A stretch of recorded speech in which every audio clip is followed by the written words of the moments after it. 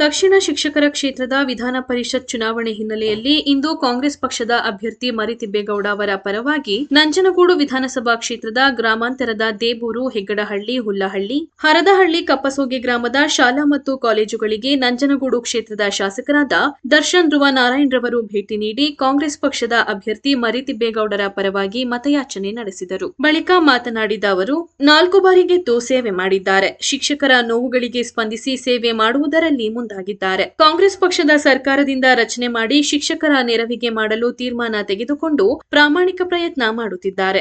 ನಮ್ಮ ಕಾಂಗ್ರೆಸ್ ಪಕ್ಷದ ಅಭ್ಯರ್ಥಿ ಮರಿತಿಬ್ಬೇಗೌಡ ಅವರಿಗೆ ಪ್ರಥಮ ಪ್ರಾಶಸ್ತ್ಯ ನೀಡಿ ಹೆಚ್ಚು ಮತಗಳಿಂದ ಆಯ್ಕೆ ಮಾಡಬೇಕೆಂದು ಮನವಿ ಮಾಡಿದರು. ಈ ಸಂದರ್ಭದಲ್ಲಿ ಮಾಜಿ ಶಾಸಕರಾದ ಕಳಲೆ ಕೇಶವಮೂರ್ತಿ, ಕುರಹಟ್ಟಿ ಮಹೇಶ್, ಸಿಎಂ ಶಂಕರ್ ಸೇರಿದಂತೆ ಮತ್ತಿತರರು ಉಪಸ್ಥಿತರಿದ್ದರು.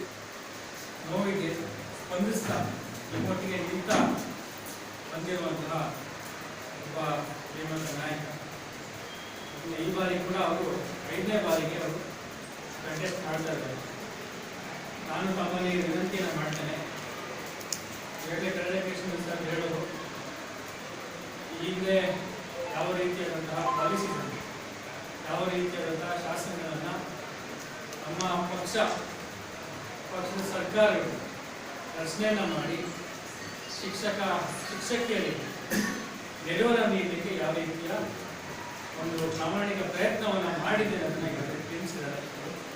ಈಗ ತಮ್ಮ ಕೂಗು ಕೂಡ ಸಾಕಷ್ಟು ಇಲ್ಲ ಅಂತಂದು ಅದರಲ್ಲೂ ಬಹು ಮುಖ್ಯವಾಗಿ OPS ಗೋಲ್ಡ್ ಸ್ಕೀಮನ್ನು ಕೂಡ ಜಾರಿಗೆ ಮಾಡಬೇಕು ಅನ್ನೋದು ಸಾಕಷ್ಟು ಕೂಡ ತಿಳಿದಿದೆ.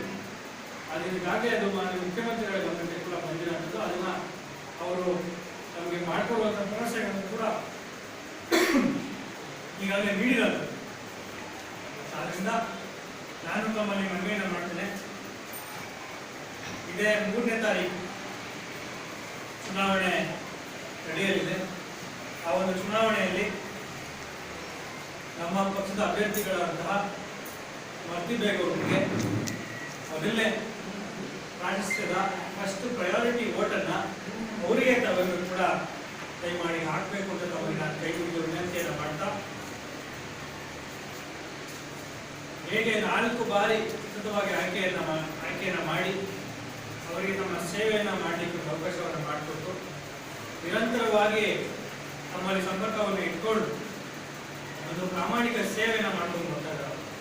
ಅದನ್ನು ಮುಂದುವರಿಸ್ಕೊಂಡು ಹೋಗಿ ಇನ್ನೂ 16 ಕೆಲಸ ಕಾರ್ಯಗಳನ್ನು ಮಾಡಲಿಕ್ಕೆ ತಾವೆಲ್ಲರೂ ಒಂದು ಅವಕಾಶವನ್ನು ಮಾಡಿಕೊಡಿ ಅಂತ ನಾನು ತಮ್ಮಲ್ಲಿ ಪೂರ್ವಕವಾಗಿ ನಾನು ಮನವಿಯನ್ನು ಮಾಡಿ ಇವತ್ತಿನ ದಿವಸ ತಾವೆಲ್ಲರೂ ಕೂಡ ಪ್ರಚಾರ ಸಭೆಗೆ ಬಂದು ಭಾಗವಹಿಸಿ ನನಗೂ ಕೂಡ ತಮ್ಮನ್ನೆಲ್ಲ ಉದ್ದೇಶಿಸಿ ಮಾತನಾಡಲಿಕ್ಕೆ ಒಂದು ಅವಕಾಶವನ್ನು ಮಾಡ್ತೀನಿ.